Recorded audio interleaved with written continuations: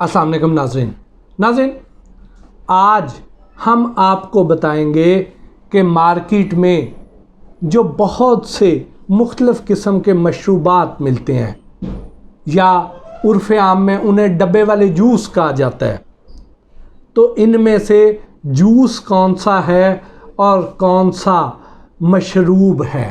तो आज के इस वीलॉग में हम आपको लेबल पढ़ना सिखाएंगे, आपको बताएंगे कि जब भी आपने कोई डब्बा ख़रीदना है तो आपको पता हो कि आप जूस ख़रीद रहे हैं, मशरूब ख़रीद रहे हैं, या नेक्टर लिखा है तो उसका क्या मतलब है, जूस लिखा है तो उसका क्या मतलब है, फ्रूट ड्रिंक लिखा है तो उसका क्या मतलब है।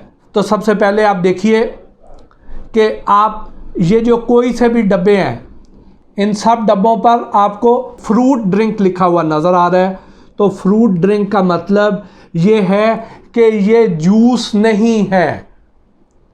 आप में से अक्सर लोग ऐसे करते हैं कि वो मुख्तलिफ ब्रांड के ले जाते हैं, चाहे वो किसी बड़ी कंपनी के हों, छोटी कंपनी के हों, मल्टीनेशनल कंपनी के हों, अगर उसके ऊपर ड्रिंक लिखा हुआ है तो आप उसको जूस ना समझिए।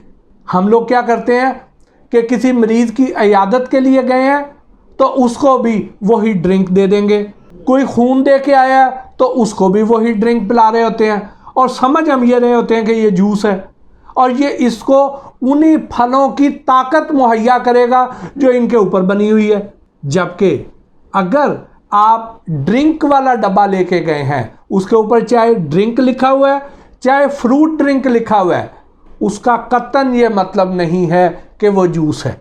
अब हम कोई सा भी एक डब्बा उठाते हैं तो आपको इसका लेबल पढ़ के दिखाते हैं, तो इसमें वो ये कह रहे हैं कि हम इसमें ट्रीटेड वाटर डाल रहे हैं, इसमें चीनी डाल रहे हैं और इसमें 5% मैंगो पल्प डाल रहे हैं। जबकि ड्रिंक के लिए कानून ये है, पंजाब फूड अथॉरिटी के जो कवानीन हैं वो ये हैं कि इसमें आपने कम अज़ कम 8% उस फल की पल्प ज़रूर डालनी है जिसका आप दावा कर रहे हैं। तो अब 8% तो मिनिमम रिक्वायरमेंट है, अगर उससे ज़्यादा डाल लेंगे तो अच्छा है। तो फिर आप उसे फ्रूट ड्रिंक कह सकते हैं, उस फल का मशरूब तब कह सकते हैं अगर उसके अंदर कम अज़ कम 8% आपने पल्प डाली हुई है, गूदा डाला हुआ है तो। लेकिन ये तो उससे भी 3% कम डाल रहे हैं, तो ये भी अपने आप को फ्रूट ड्रिंक कहे जा रहे हैं। तो ये तो सीधी सीधी कवानीन की खिलाफ वर्जी है। उसके अलावा अब दूसरे ब्रांड्स हैं, इनमें से ये क्या कहते हैं, अब ये 10% डाल रहे हैं, अच्छा कर रहे हैं, लेकिन असल बात तो ये है कि लेबॉर्ट्री बताएगी चेक करके कि इसमें वाकई 10% है या नहीं है। लेकिन ये तो महकमे का काम है कि वो इसको चेक करे। आपको क्या चेक करना है? आपको सिर्फ ये चेक करना है कि अगर ऊपर फ्रूट ड्रिंक लिखा हुआ है तो आपने इसको जूस नहीं समझना। और इसी तरह ही अगर आप कोई डब्बा लेते हैं, उसके ऊपर नेक्टर लिखा हुआ है तो नेक्टर भी जूस नहीं है। नेक्टर का मतलब ये है कि उसमें मिनिमम 25% पल्प ज़रूर होनी चाहिए। उससे ऊपर आप डाल लें 50% तक चल जाएं बेशक, लेकिन मिनिमम जो है वो 25% पल्प ज़रूर होनी चाहिए।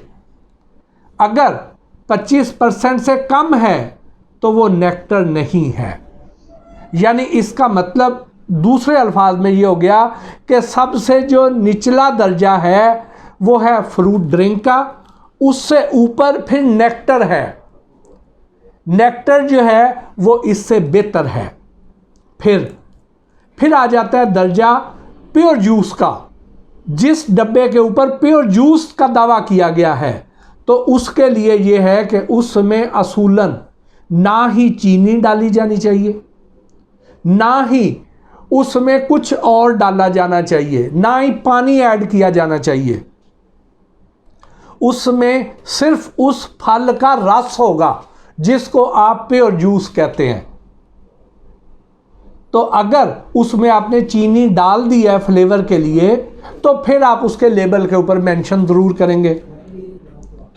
तो अब अगर आपने जब भी ख़रीदारी करनी है, अगर आप जूस पीना चाहते हैं तो फिर प्योर जूस वाला डब्बा लीजिए।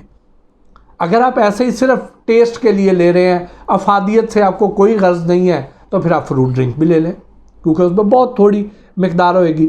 फिर इसमें आपको सोडियम बेंजोएट लिखा हुआ मिलता है। सोडियम बेंजोएट बेसिकली प्रिजर्वेटिव है, तो वो इसको ख़राब होने से बचाने के लिए डाले जाते हैं। बाकी इसमें मुख्तलिफ फ्लेवर्स वगैरह भी ऐड किए जाते हैं, लेकिन जो प्योर जूस होगा उसमें कोई फ्लेवर ऐड नहीं किया जाएगा।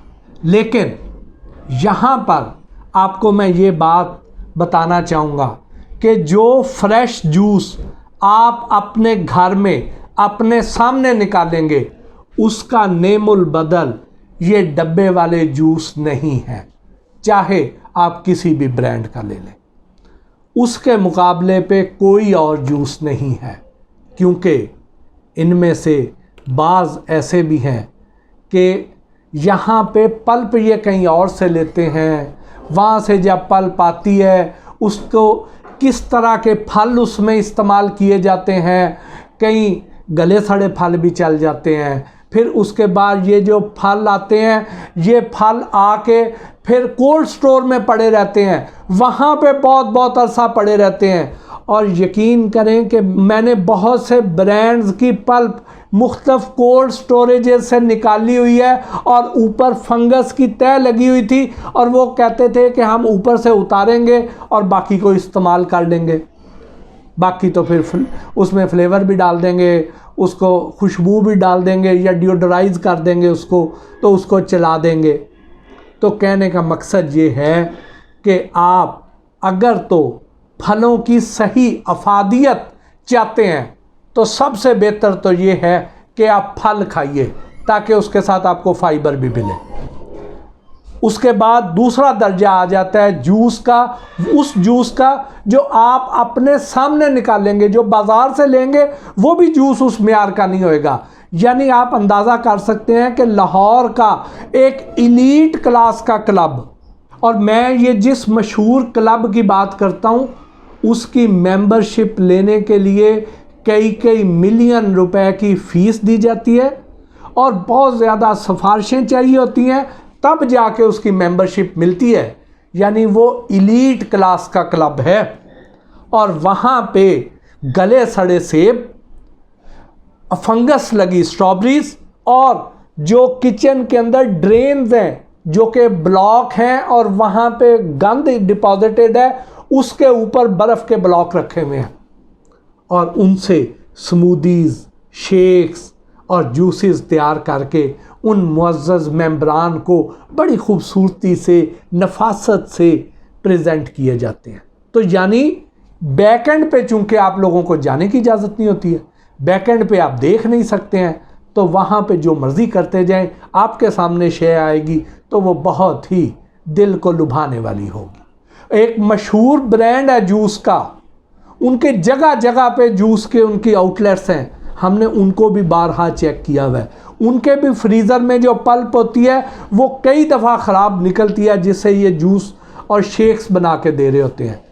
तो किस्सा मुख्तसर ये है कि जो जूस आप घर में खुद फल ला के उससे शेक या जूस बनाएंगे, कोई रेस्टोरेंट, कोई होटल, कोई ब्रांड उस मियार का नहीं आपको दे सकता। उसके बाद तीसरे दर्जे पे जो आएगा वो फिर प्योर जूस है, चौथे दर्जे पे जो आएगा वो नेक्टर है, पांचवें दर्जे पे जो आएगा वो फिर फ्रूट ड्रिंक है, छठे दर्जे पे जो आएगा वो फिर फ्लेवर्ड ड्रिंक है, जिसमें ऊपर फल की तस्वीर भी नहीं लगा सकते।